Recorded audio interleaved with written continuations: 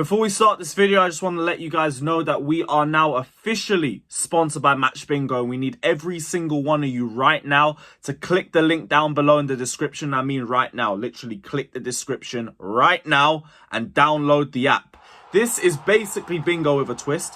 Instead of trying to call out numbers, you're trying to call out big moments in a match, like, let's say, goals, offsides, fouls. These are the sorts of games that you're trying to call out. And it is a gambling game, but you can gamble responsibly because you only can do a max of £2 per game. So you don't have to worry about spending too much or throwing too much money down the drain or anything. You can even do a couple free games if you just want to dip your toe in and get a little idea of what the app is about. So again, guys, if you guys do want to get involved, click the link right now. Click the link in the description below. Helps out the channel, and it is also a really fun game to do as well. So guys, again, click the link, download the app, and we'll see you over there. Hi everyone, welcome back to Chelsea Fan TV and welcome to a brand new episode of Round the Corner. Chelsea will host Everton at Stamford Bridge Monday night, which means Chelsea are not ruining this weekend.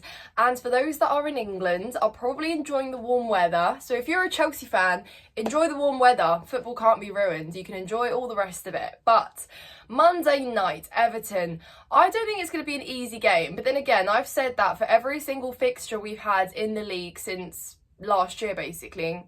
So I never go in confident anymore. Doesn't matter. Top opposition, lower level opposition.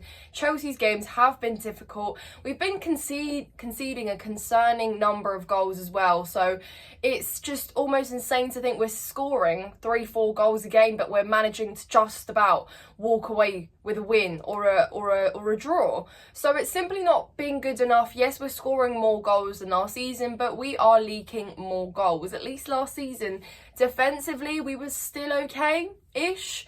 But we have big concerns. There are also some injuries which have been further amplified by Disasi to that as well.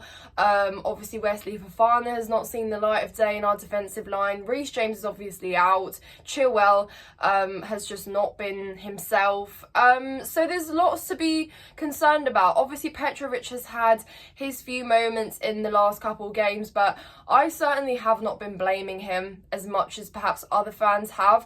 Purely because I think he's been let down by his defensive line a lot of times this season. So, yeah, I think we're scoring more goals, but we're letting ourselves down at the back. So it's certainly where I want to see us try to demand a little bit, because I think what's been better this season is we have kind of improved our results at Stamford Bridge, which is obviously great, but I don't think it's been stopping us from conceding. So it's not like we demand our home ground in any way. And I think if Everton want to come, and we're obviously going to leak chances and we're going to leak them opportunities, it's just a matter of can they finish them.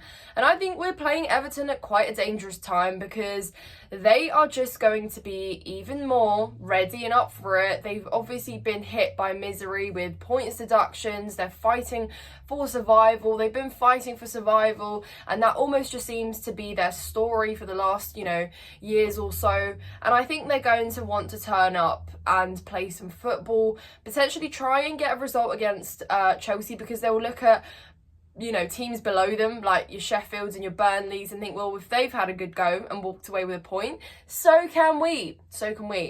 Everton have tough fixtures as well. They've still got to play Arsenal and Liverpool and, your Brentford. So they don't have it easy till the end of the season. And I think they're going to look at Chelsea and think, let's get something out of it. And I don't know what we have to do, guys, but it's just simply not going to be good enough if we don't win this game. We're getting to a point now in the season where we have a target we've set and we need to hit it one way or another. Again, letting ourselves down with games that we should be winning, walking away with just a point, and conceding 4 games against, bottom level opposition has just not been good enough. It really has not been good enough.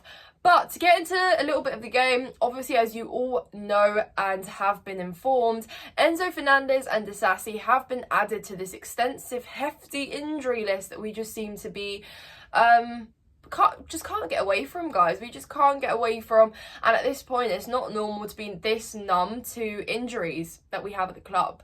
So it's going to call for some shifts in the lineup, which could actually translate into something positive, because I think it invites someone like a Carney Chukwuemeka into the starting lineup. He, I think, off the bench has been making an impact. He's been very energetic. He's a player that looks forward. He always tries to go for perhaps a more difficult pass than an easy pass. And I think that is going to be very welcome, particularly when we are going to try and be more offensive, more threatening. So I think that's going to be one change we see into the lineup. Equally in our back line, I mean, I think there's just no other choice really, is there? Like, I think Thiago Silva's probably going to start alongside Badiashile. Left back, I think Pochettino might give a chance. Obviously, Cucurella again. Like, what else is there to do? Right back, obviously Malo Gusto. So again, not too much change, but equally enough for it to be consistently still chopping and changing. You know, we've not seen a consistent back line from I don't know how many games, let alone with two fullbacks on the pitch. So it's definitely been difficult. It's not been easy. That's one thing, and that's one reason I've been a little bit more lenient with Pochettino in terms of team selection, because how can you possibly have some consistency when you are getting injuries every week and it's just this absurd ongoing cycle?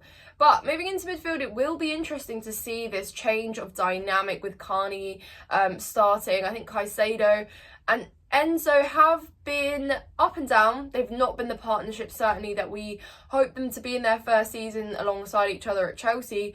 But I also think there's a lot of potential. There are a lot of external factors as well that have contributed to perhaps their difficulty in developing as that duo that we envision them to be. There was a lot of pressure as well, and it obviously is amplified by their price tags, which are both very steep. So I think combining all those factors, it's not been great on the pitch, and I think Enzo came out and said that. It's obviously unfortunate that he's now got an injury, but hopefully he can recover. I think that Enzo's not been particularly taken care of in terms of fitness this season. I think he's been overly pushed to play. I think he's been overused, and he's been playing so much. Considering he's been back and forth playing for Argentina as well, I think he's had so much to deal with.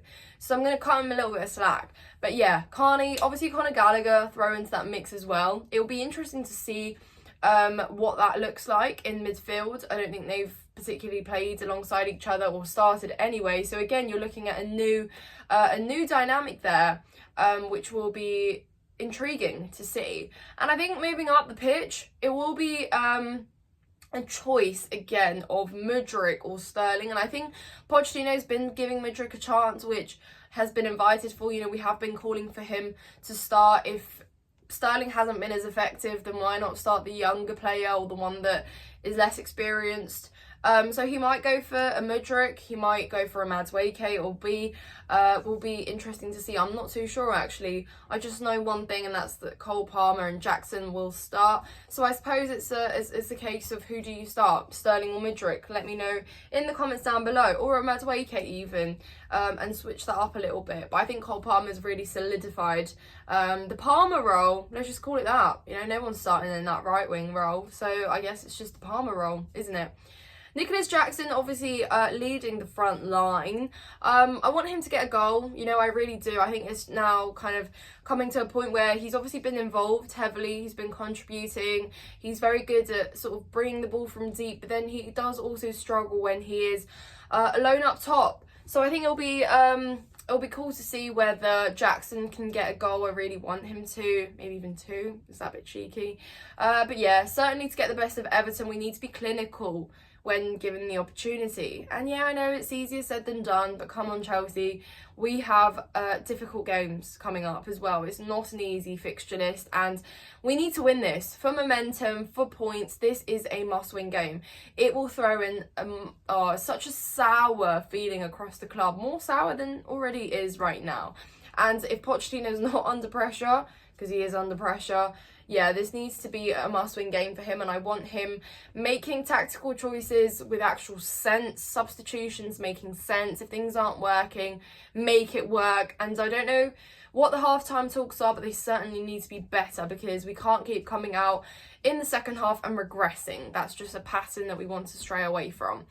But yeah, guys, that's pretty much it. I'm not doing score predictions just don't want to, don't like them. But let me know yours in the comments down below. Let me know what changes you would make, what you wouldn't, if you disagree or agree with anything I have said. As always, make sure you are subscribed, hit the like button on this video, check out my personal channel as well if you like. It's Nina's Chelsea Corner. It will be linked in the description down below. But yeah, for everyone in England, I hope you enjoy the sunshine, and for everyone watching from across the world, I hope you have a lovely weekend, and we'll see you in the next one.